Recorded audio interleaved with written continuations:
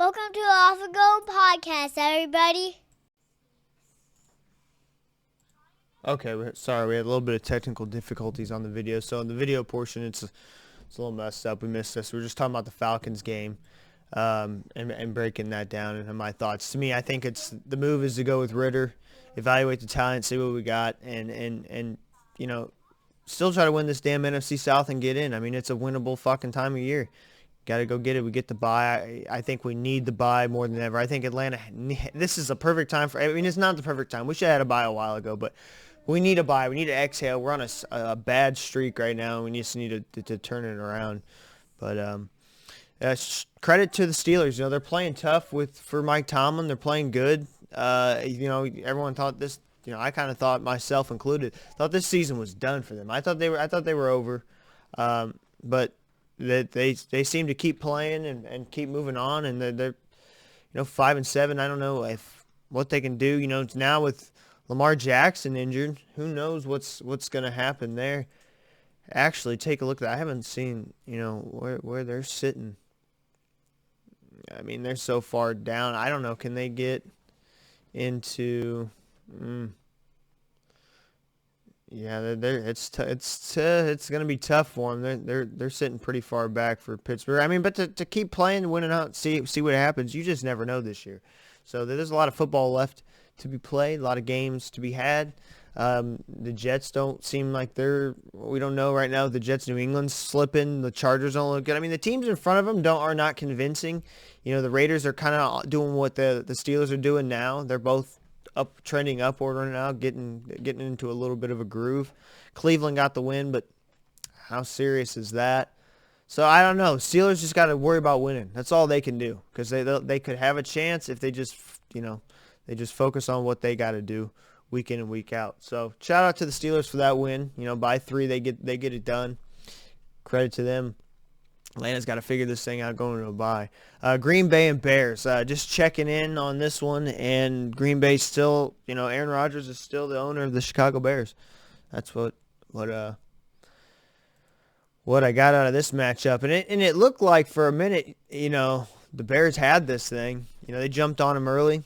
First quarter, 10-0. They're on top. But this Christian Watson, man, this dude is electric. He is fucking electric. This is what I thought was going to happen from him. They get him on the end around at the end, that big 46-yard touchdown. They had him in the pass play to him. He just makes shit happen. You get the ball in his hands, and I was talking about this at the beginning of the year. If he had been healthy the whole time, then he should have been. He could have been Rookie of the Year. He could have been Offensive Rookie of the Year in my eyes. The way he's playing now, you had this all year. I thought this is what Green Bay needs. They need that spark guy. They need that Devontae Adams. And no, I'm not saying he's Devontae Adams, but they need that. They don't have that guy. Alan Lazard is not that guy, right? Randall Cobb is not that guy. The receivers they have, Mercedes Lewis. These guys are these old vets that have been around. So they're not your deep electric guy. You insert a Christian Watson, man. He is electric. This is what I expected from him all year, and he's been lighting up lately. I mean, he's on fire. But and Aaron Rodgers just pulled it off. I mean, he made some crazy throws as usual. He's just in the pocket, sliding around. He had plenty of time in the pocket, and then when he had pressure, he avoided it. The Bears couldn't bring him down. He was just, it's what he does against Chicago is just it's like artwork, man. It's a thing of beauty. I don't know. He really does play his best probably against the Bears. But Fields, I thought, did really good. Those 2 picks. The first one, okay, he tried to force a ball in and couldn't get it. The second one, I'm not holding the second pick against him by any means, because it's the end of the game. You're trying to make something happen. Normally, he's not going to make that throw. He's just gunning something in just to gun something in. But he's 20 for 25, 254 yards. The picks I'm not really too worried about him. But the thing with the Bears is they got to put touchdowns on.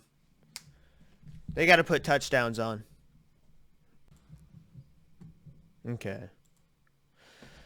All right. Yeah. But so with Fields, I thought he played an excellent game. Running the ball, he was really good. Had the 71 rushing yards, which credit to Green Bay for holding him to that.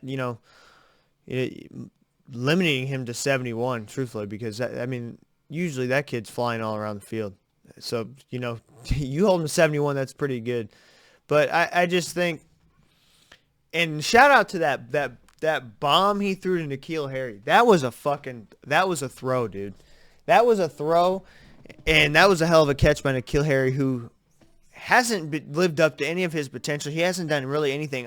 He just comes in, makes this one catch, and with Chicago, just the field goals. You can't kick field goals and expect to win games. That's just simple as that. We're going to talk about that a lot more with a certain other team that lost. But especially against, it's still Aaron Rodgers. It's still deadly. You got to turn those field goals into touchdowns. Got to have them. Can't settle against good teams. But they get it done. Green Bay gets it done, and maybe quiets down that Jordan Love talk that kind of rose up after the injury and stuff. But still, Aaron Rodgers didn't play a lights out game. He only threw for 182 yards, 18 for 31. I thought the Bears played excellent offensively. They just got to get the threes into sixes, eventually into sevens. But Packers get a win, moved 5-8. I know for the Bears this one sucked because even with the Bears coming at 3-9, they want to beat Green Bay. It don't matter how bad the season is. It doesn't matter if they're out of it for the playoffs. It doesn't matter if they haven't won a game all year. They just want to beat Green Bay. So to lose that one against that guy, and how much they talk and that rivalry, Chicago wanted that one, to say the least. But Green Bay gets the win. Lions, Jags. This is one of those games that when I picked it, I knew could have went either way. And this was the game where the Lions have done this all year. They could put up 40 on you, and then they could just not score on you. It depends on what game it is. They were lights out this game. This was that game where they were just lights out. Jared Goff to Amon-Ra St. Brown has been that's his guy. He even hooked up with DJ Chark going up against his former team. Lawrence just looked like it just wasn't there today. He has those games too. Both these guys are so similar, especially inconsistent how they are. Jared Goff, and he can be lights out, but then sometimes he can be like, what the hell's going on? Trevor Lawrence, the same way. He could be amazing, man. You see what he did when he came back against last week, what they did. I don't know. It just these teams are frustrating because damn, you guys could be better, man, and it just doesn't, for whatever reason, it's not consistent enough. But Amon-Ra St. Brown has quietly been pretty fucking solid, for that team. 76 receptions, that's tied for 7th. 830 yards, 6 touchdowns, that's 9th. 14th in yards. He's quietly having a pretty damn good good season. Taking some step forward. Keep an eye on him because solid receiver, but flying under the radar. I feel like good to see DJ Chark too get going. But the Lions just had that game where they were just all out assault. They can do that to you sometimes, and they're in every game.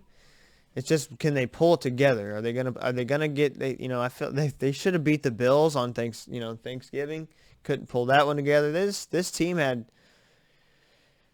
more potential. And you take a look at it now with them getting that win. Is it possible that they sneak in? And they're close. They got to keep the string together more wins.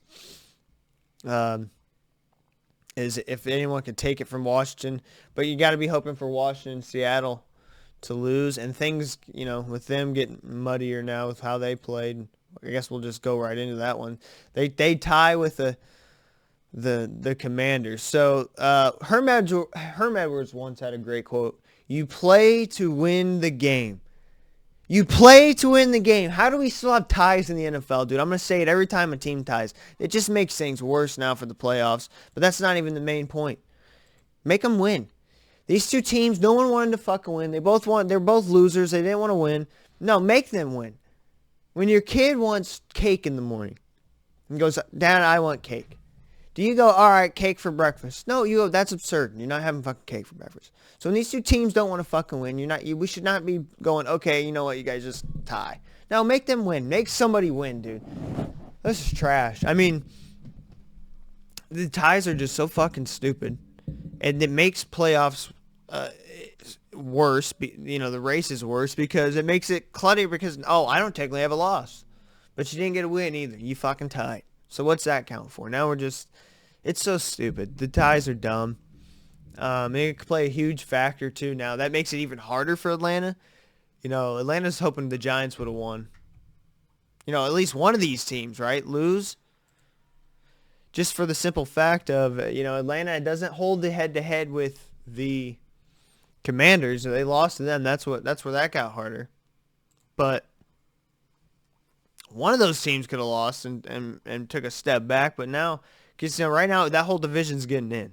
Eagles are the 1 seed. Cowboys are the 5 seed. Giants are the 6 seed. And then the Commanders. Oh, no, Seattle's getting in. And the Commanders are the first team out right now because of that tie. But then you got the Lions and the Falcons. And we hold the tiebreaker over Green Bay just because of strength of victory. So I'm guessing they're going off the strength of the schedule. So we're just slightly above Green Bay right now. We're battling out Green Bay, Detroit, and the Commanders. So it's interesting. This whole reason I bring this up is because the Lions have a chance. But, it's not. They need some help right now. Obviously, you got to handle your business, but they're going to need some losses by those teams. You can be root for some teams down the stretch here. But we'll talk about the Commanders and the Giants. The whole tying shit's just dumb. It just muddies up everything. And these teams, they're so evenly matched, right? The Giants and the Commanders to me are so evenly matched, just like how Atlanta and the Commanders were. I think all three of those teams are just so the same. And how they want to play. They want to get that run game going with Saquon, and on the other side with Brian Robinson pretty much now taking over the lead bell over Antonio Gibson. But still, they want to get that run game going, and then they want to pass off of it because it makes their passing game easier because some linebackers off that play action suck up and then make it, they come in and leaves a bigger gap over the top for the receivers in the middle of the field. And same for the safeties. They get those safeties to kind of bite and corners to jump. But I thought both teams played pretty great. But make them win, right? Somebody's got to fucking win. They missed the field goal. Both of these teams are teams that need to they got to score as well. Field goals. Too many times they're settling for field goals. Got to get touchdowns. It seemed like the momentum shifted when, out of the halftime, the Giants got that fumble and then turned it into a touchdown. But then they just, too many times they're stalling out. You got to put teams away. The Giants, to me, had this in the bag. Once that happened after halftime, they could have ran away with this thing. And they just, they mulled around too much and just, they got to find put away teams. I know the Commanders have a pretty great defense, but so the Giants. Giants got a good defense too. They got to find a way to get points on the board. So this one ends in a tie. I don't like it. I hate it. I mean, make somebody win. They got to win, right? You play to win the fucking game. Make them win. It's crazy to me, but nonetheless, they're both now 7-5-1 and 7-4-1 respectively. Jets, Vikings. Talk about teams not being able to score. This was the Jets. The Jets, first of all, they had Mike White throw 57 times. They said, put the fucking cape on and go win us the game. Wild. And he threw for 369 yards. He also had 2 picks, though. The picks were kind of costly. But what was more costly to me for the Jets is they kicked how many field goals? Was it 5 field goals? Unacceptable, dude. I know Greg the Leg is a monster and is kicking 60-yarders and shit. That's cool. That's great. You got to get fucking touchdowns. To me, the Jets were the better fucking team, and that's sad. That's worse for the Vikings. This is why I don't trust the Vikings. They're 10-2, but you look at them and go, how? How are you 10-2? I don't understand. Their defense is suspect. They're suspect. I know they got 2 picks, and they can get some sacks with Darius Smith and all that, but. They're suspect to me against great teams. I don't know. Their offense is their specialty, and Kirk didn't even have that great of a game. Only threw for 173 yards. They didn't have that explosion offensively. So to me, that's where the Vikings, that's their superpowers, their offense. They're kind of how Atlanta used to be. I'll relate it to my Dirty Birds. When we had we had that great offense. The defense was just okay. It's not god awful, but it's not anything crazy. To me, that's how the Vikings are. They got a really good offense, and this is a game where Kirk just didn't look like.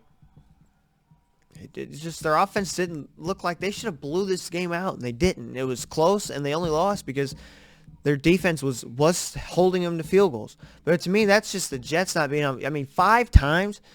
One was the long 61 at the end of that. Was at the end of the half or whatever. Okay, whatever. But 4 times you can't get in the fucking end zone. I mean, come on. Or you can't convert to keep the drive going. That separates good and bad teams. That's why. I don't. As far as NFC, no one's even talking about the Vikings. That's what's crazy, and it's because of shit like this. To me, they got to be able to win these games and win them convincingly. It put a big stink on everybody when they lost to the Cowboys the way they did. They're like, yeah, you guys are pretenders.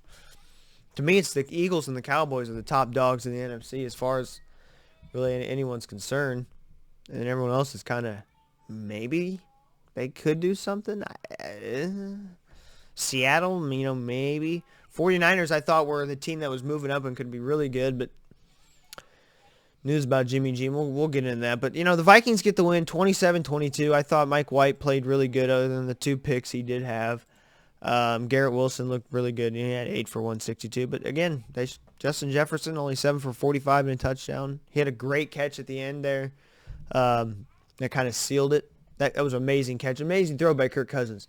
So, I mean, it's not like I'm just dogging on Minnesota completely. I mean, they did some great things, but they should have won this game convincingly. The way they were holding the Jets to field goals constantly, and whether that's, to me, that's more the Jets' problems. But still, how are you not blowing this team out? At home, too. Just not. It doesn't sit well with me for the Vikings as far as I can believe them to do something in the playoffs, but nonetheless, they get the win. Eagles Titans, and the Eagles just made the Titans look silly. It was kind of. I didn't expect this. This is what's scary about the Titans, and I always talk about it, and I always seem like I'm harping on the Titans, but I mean, Derrick Henry 11 for 30. They shut him down, and look what happened. The game was over. Okay, Tannehill couldn't do much. Malik Wilson, he was in for the little backup duty. Gardner Minshew got some playing time, but. The Eagles just looked good. Jalen Hurts looked amazing. 380 yards for touchdowns. He looked like MVP caliber, and we're going to talk more about that as well. But A.J. Brown blew up on his old team. 2 touchdowns, 119. Devontae Smith had a game. They both were over 100 yards. Both each had a touchdown, but A.J. had 2.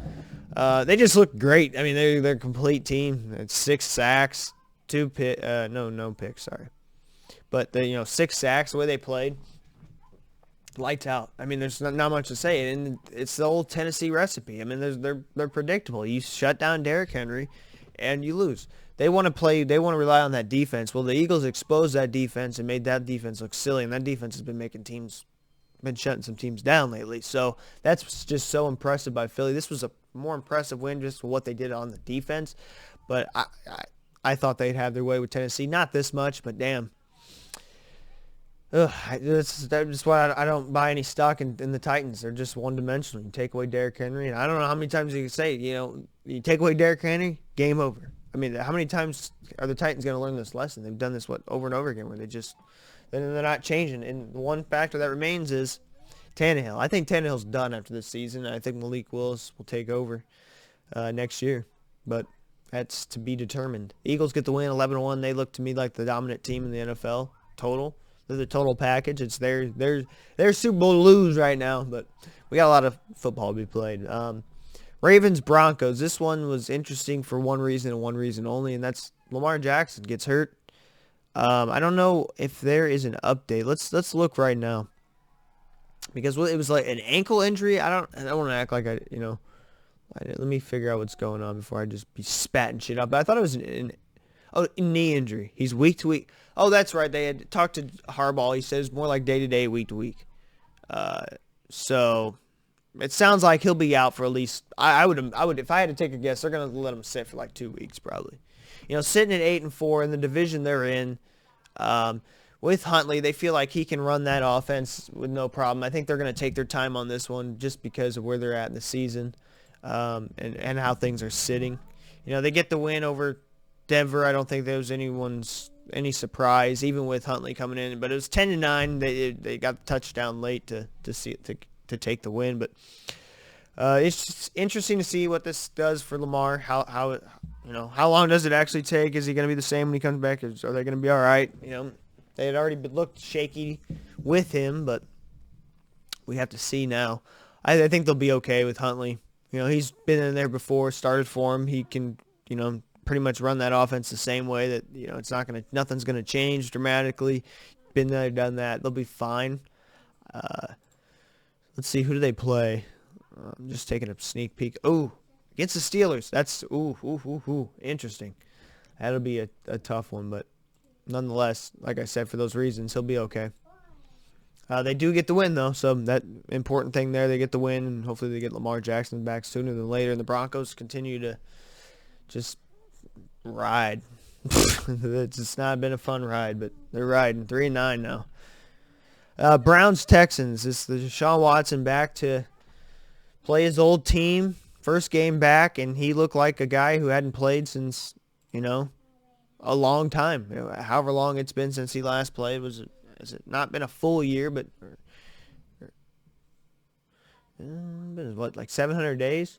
It was something like that since he's last played. Whatever the case, it's been a long fucking time, right? And he looked rusty. He just looked like he hadn't played in a while. He was missing throws. It just looked like he was slow to read the defense. A little slow moving in the pocket. It's all different. It's all different again. It's like, you could say it's like riding a bike, but not really. It takes a minute. All right, it's going to take some time. You can practice all you want, but you can't practice the real game speed and how people are going to react defensively. And what's that corner going to do? And if he's disguising that, and you can't simulate all that, dude. So it's going to take reps. It's going to take time. It may take him the whole season. It may take him a couple games, and he starts balling out like his old stuff. Who knows? Time will tell. But either way, I think to me the season's a wash anyways for him. So it's kind of good that he's getting these reps in now and doesn't have to wait, the remainder of the season. This can just be tune-up games, and he looks sure as hell needs it. So, you just got to look at it realistically if you're a Cleveland Brown fan and say, okay, we know the season's pretty much done, right? But, let him get his reps in. Be thankful that he's doing this now and not, just the preseason next year, right? Getting real meaningful snaps in, and I know it's the Texans. It's going to ramp up in whoever who they're playing. They did this against the worst team, and they couldn't score any points offensively. It was all defense and special teams. You're not going to get that against every team. It's just the Texans, and they're not a good football team, but it is what it is. The Texans will have one of these big quarterbacks next year, though. They're going to take either C.J. Stroud or Caleb Williams. There's no way in hell they're not. They'll have the first pick, and they'll take one of those quarterbacks, whoever they want. So it'll be different, but they're just moving on from it. It's tough right now for Texas fans. They got robbed of Deshaun Watson and all that shit. Now they have to start over, find a new quarterback again. So, but they're in a prime position to get a really good one. So I think they'll be all right in the future. I love Dameon Pierce and what he's doing with the Texans. So it's not all bad for the Texans. I know you're 1-10-1, but look at it this way: you're gonna get a hell of a quarterback next year. To go with Dameon Pierce. John Mechie should be full steam ahead with him. Hopefully, getting him back, and get some pieces there to help you out and move forward. The defense is pretty stout right now. Defense is doing okay, but we'll see for the Texans and for the Browns. Just move. You see what you got now. You at least get to see what he's going to be like and what's going to happen and move forward. It's going to get a lot tougher. It's not going to be all sunshines and rainbows. So expect the rustiness, but don't you can't turn on them. You got to expect this to be realistic here. Seahawks Ram. This game was close, and I didn't think it really needed to be. Like I thought that the Seahawks would kind of handle the business against John Wolford, but no, they needed. It was down to the wire here. 27-23. Bobby Wagner's big game back against Seattle, and he had a hell of a fucking game, dude. 2 sacks, 7 tackles, 3 tackles for loss, had a pick. He was all over the fucking field. He was lights out. Had a hell of a game. Um,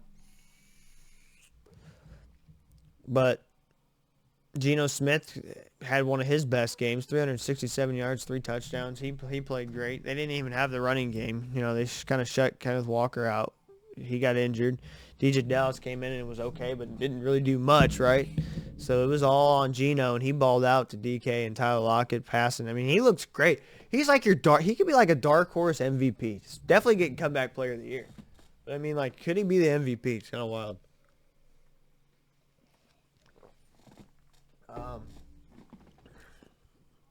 Seattle is that team that's probably going to get in the playoffs, but I would think they'll have an early exit. I don't know.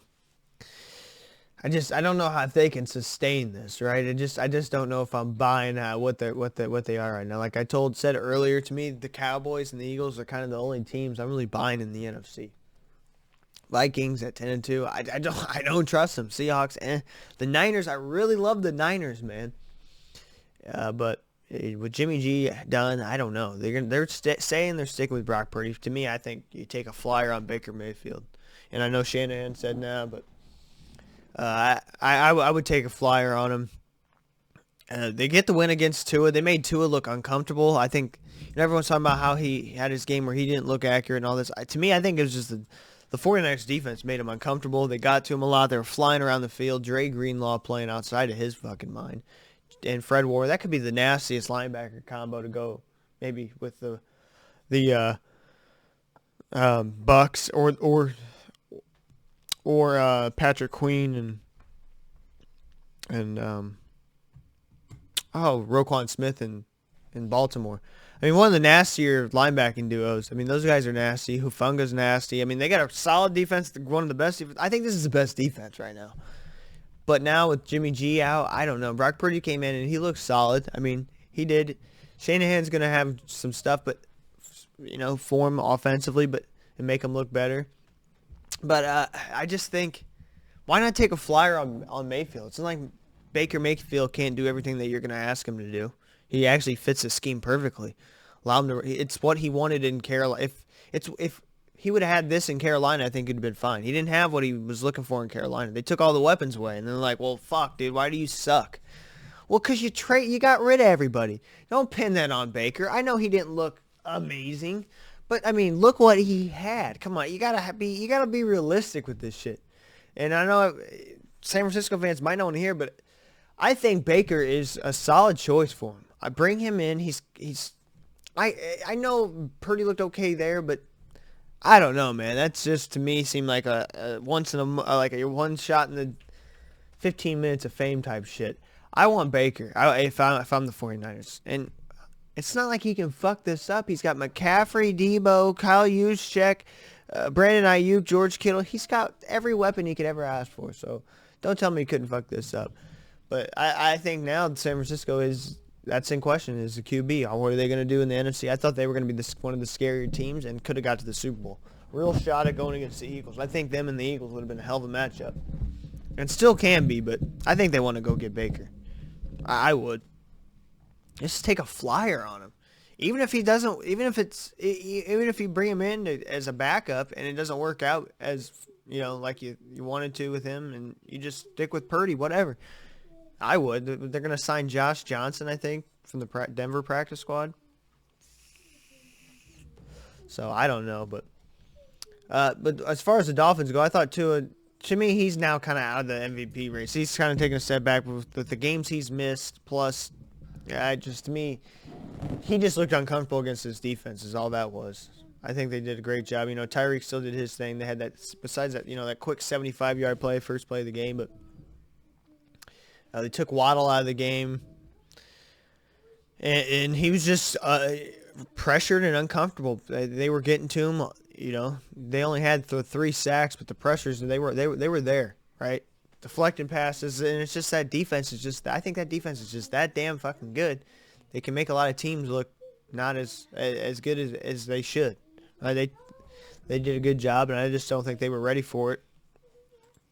And they got punched in the mouth. I think the Dolphins will be fine. I just think it was one of them games where I think that if they were to play again, they'd be a little more prepared for that. But that defense is legit for the 49ers. So they just got some questions at quarterback moving forward, and with Jimmy G gone, to me, again, I think I go with Baker, but I guess we'll find out where he goes.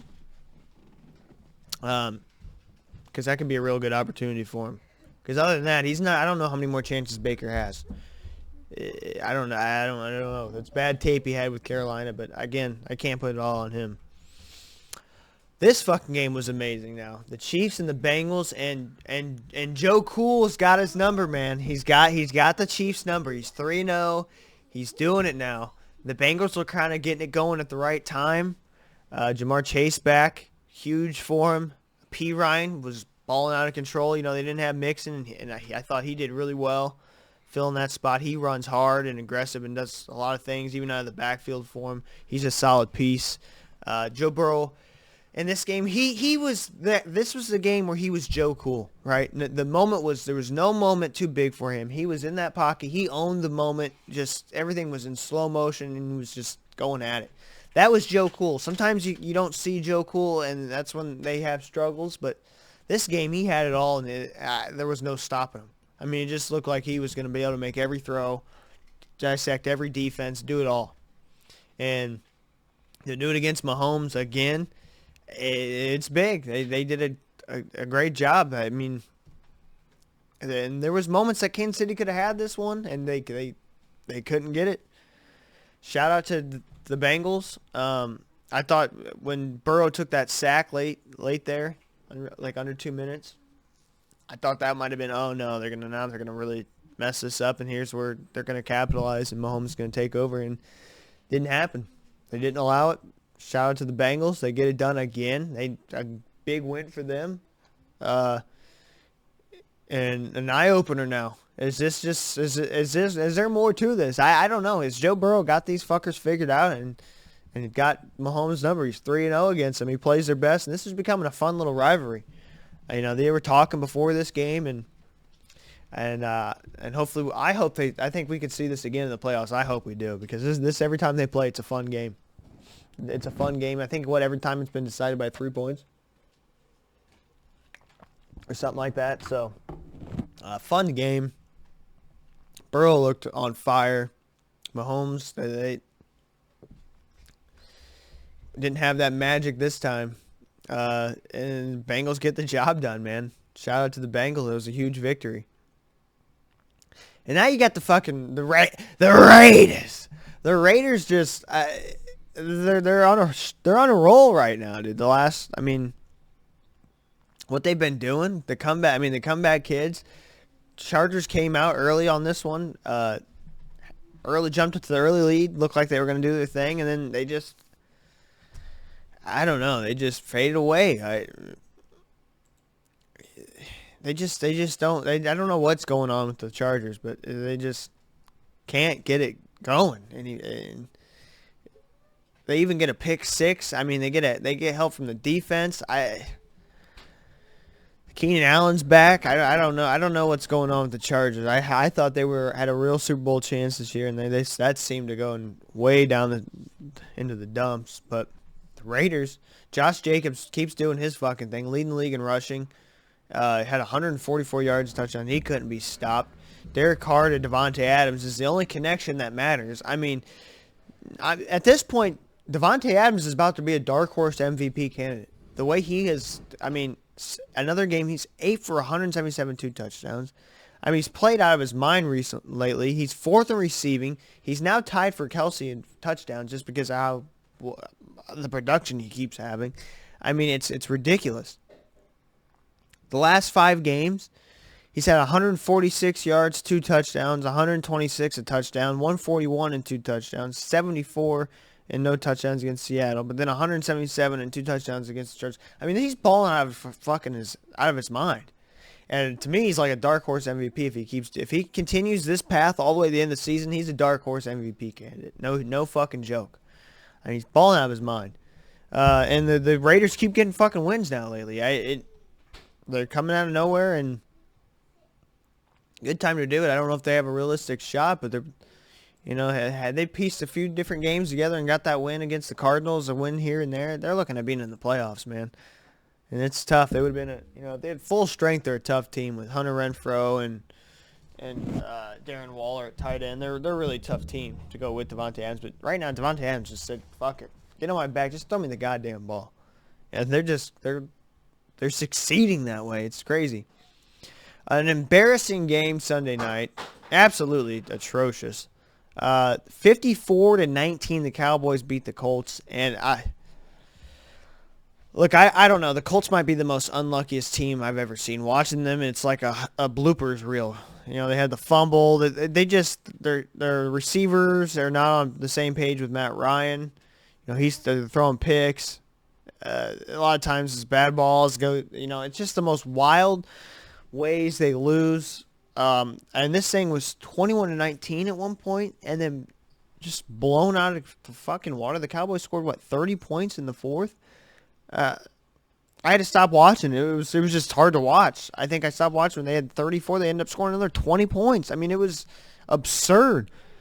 I know the Cowboys look good, but man, the Colts just keep beating themselves. It was like a bloopers reel watching them. It was a comedy of errors, and I don't know what the problem is. Matt Ryan's having a little bit of his issues, but I mean, no one's on the same page there. It seems like they're just off, and it shows on the field. And the Cowboys keep rolling. I think they look good, and it sounds like they're going to be getting Odell, which is huge. He just went and visited the Cowboys. Last night he was at a Mavs game with a bunch of the players, and it sounds like Odell's going to the Cowboys. So if he can bring anything to this, the Cowboys are going to be scary, and it's going to be a real shot against. I think that between the Cowboys, the Eagles, and if the 49ers can maintain what they're doing, I think that defense can carry them a ways. It's going to be a fun matchups in the NFC. There's not a lot of great teams because I don't know about the Bucks. I don't know about some of these other teams, but Vikings. But those three teams it's going to be fun. It's going to be a lot of fun. And it sounds like they're getting Odell. What can he bring? I don't know. I don't know if he's been out. He hasn't played all this time. Last time we seen him, he did good things for the Rams in the Super Bowl. Looked like he was on his way to be the MVP. I mean, the way he was playing. And had that big injury on ACL injury. So it's obviously had time. It's healed. He's ready to go. But I don't know what production you get out of him.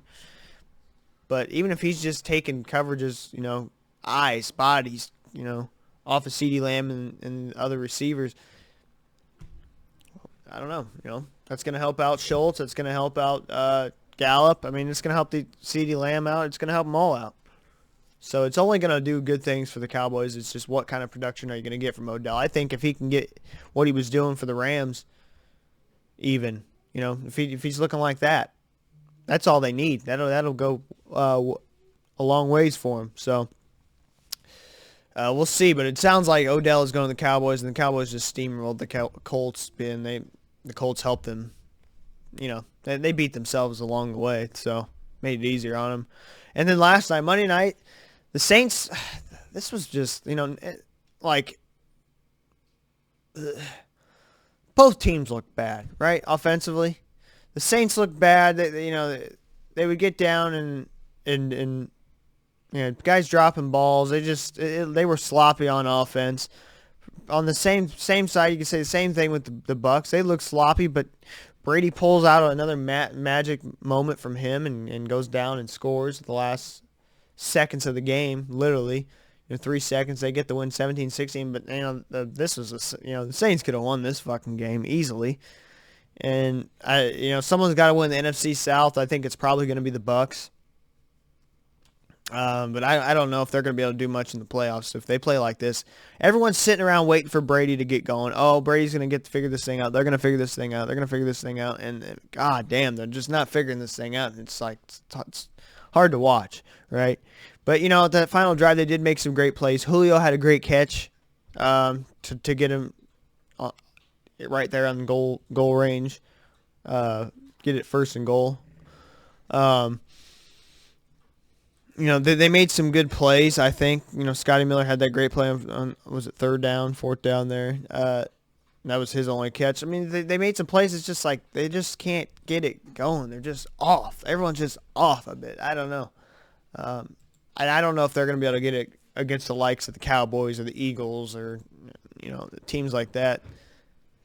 Against the 49ers, hell, next week against the 49ers, I think it's going to be a tough matchup for them. Even with Brock Purdy starting, it's not going to matter.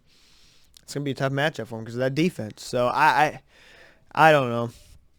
It's going to be tough. But, down the stretch, let's take a look at the standings here. We've kind of looked at them throughout, but that was all the games. Bucks got the win. I think, take a look at it now. MVPs. I want to talk MVP a little bit. All right. So to me, MVP, everyone's talking Patrick Mahomes, Jalen Hurts, right? Those are the two names. I think Tua was kind of in it for a minute, but he's kind of tapered off. And again, I'm not even joking. I think if the way Davante Adams keeps going, he could be a dark horse MVP. Just saying what he's meant to that team. If the Raiders somehow get in the playoffs and do something, he could be an MVP, right? But just on the whole Mahomes Hurts, who's got the MVP, right? If you take a look at it, to me, Mahomes 3,800 passing yards, 30 touchdowns, 8 picks. He's not really running much, so that's what he's got. Now you look at Hurts passing wise. 2,940 yards passing, 20 touchdowns, 3 picks. Okay. And then you factor in his running. That's another 609 yards, 9 touchdowns. That gets him to 3,549 total yards and 29 touchdowns. That's still under the production of Patrick Mahomes. So to me, I'm gonna give this to Mahomes. I think to get that, especially to get that team. I mean, if you look at Jalen Hurts and his offense, that defense is great. You look at the offense, all the weapons he has. I think you got a better team in Philadelphia, so it's easier for Hurts to do what he's doing, but also for Mahomes to do it with what he's got. I think he doesn't have the great. He still has weapons. Don't get me wrong. He's got Kelsey. I'm not saying Mahomes doesn't have anything. He's got Juju, but to me, it's not an A.J. Brown, Devontae Smith, who's a Heisman-winning receiver. A.J. Brown, who's arguably one of the top receivers. Dallas Goedert, one of the better tight ends. I mean, he's got weapons, right? Great running game, Miles Sanders. But it seems like with Mahomes still doing with what he's doing a lot more with he doesn't have Tyreek. He's doing the same with less. And I value that a little bit. I think it's tight. I think it's neck and neck. I think we got to go all the way to the end of the season and tally up the final score on this one. But right now, I think Mahomes is leading the MVP race. But I do like Hurts. I think he's solid MVP candidate right now. And I like, for me, Josh Allen, yeah, but he's 25 touchdowns, 11 picks. He's not lights out like these other guys are what they're doing right now. But in Burrow could be as well. The way they're playing late, they keep this going. They keep consistently rolling. I think he's got a shot at MVP as well. But I like Davante Adams as just a funny dark horse. I think he could win if they start playing great. So let's take a look at what do we got for Thursday night. I think we made this pick. Last week I actually made this pick instead of the Bills-Patriots. So let's take a look. Yeah, it's the Raiders-Rams. So Raiders-Rams, what we getting for Thursday? Kind of a whatever. But speaking of those Raiders and Davante Adams, I think this is a game they can win. I think they can run that. It's going to be a little bit harder running the ball against the Rams, but I think they eventually can get the run game going enough. Derek Carr playing the way he's playing enough to win these games. Hooking up with Davante Adams. It's going to be a fun matchup. Can Jalen Ramsey versus Davante Adams. We'll see that matchup. If they can shut him down, man, the Rams might be able to win this game. But no Stafford, he's done for the year, obviously. So I'm going to take the Raiders just because of the talent they got. I think they can find a way to eventually pull away. They're not going to be able to stop the Raiders the whole time, but they get something going, that run game. They'll open up the pass. I think Davante, fun matchup to watch, though, just for that Davante Adams versus Jalen Ramsey matchup. That's going to be exciting. But yeah, after that, we'll have the rest of the picks. After Thursday night's game, we'll make all the picks in the next episode. Have all that stuff for you guys. Talk about a little bit about Colorado, Deion Sanders. It is final. He's going over there. He's seen a lot of guys transfer out. He's bringing his guys in. Son's going to be the quarterback. Should be. Hell of an athlete. Good player. So some of the guys, that they seen the writing on the wall when he said, "Hey, I'm bringing my guys in. They're dogs. They're real dogs." So I like it. I like what he's going to do for that school. I think they're going to be a powerhouse, just like he was at Jackson State. Going undefeated this year. I think they're going to be really good. Bringing all the guys in that he's going to have, they're going to be fun to watch. Colorado's going to be fun to watch. But shout out to them, credit to them. So Deion going to go turn that school into a really good program probably, and be fun to watch Colorado football, I guess.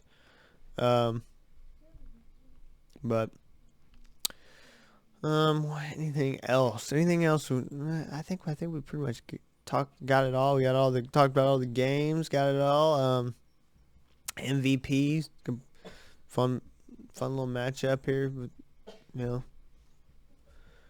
looking at some of these matchups, it's gonna be like Eagles Giants ought to be an interesting one. But we'll talk about all these games in the next episode. So I'll leave y'all with that. I hope y'all have a good one. As always, love y'all.